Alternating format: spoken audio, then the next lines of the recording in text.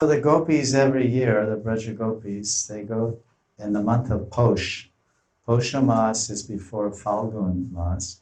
Posha month is December to January, before Magh. There's Posh, then Magh, then Falgun, then Chaitra, then Vaishak, like that, and Jeshta, and then Bhadra, no, Shravan and Bhadra, then Ashwin and Kartik, then Mrigashirsha and Posh.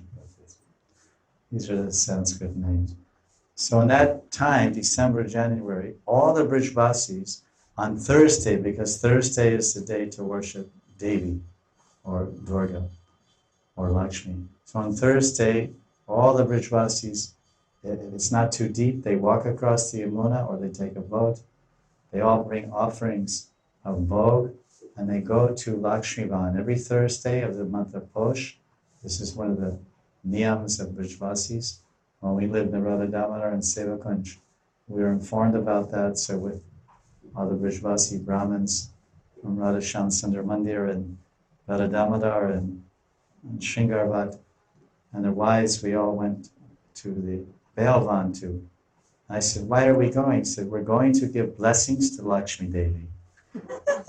So all the Brijvasis every year, they go to give blessings to Lakshmi Devi and they go to offer the results of their good deeds. So she'll get some sukriti and Lakshmi Devi will get some blessings.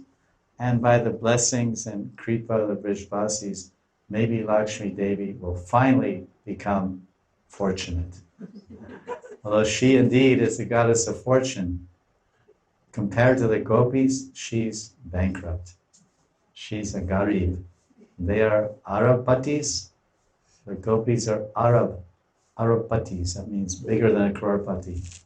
Zillionaires. The gopis are zillionaires in the love bank with Krishna.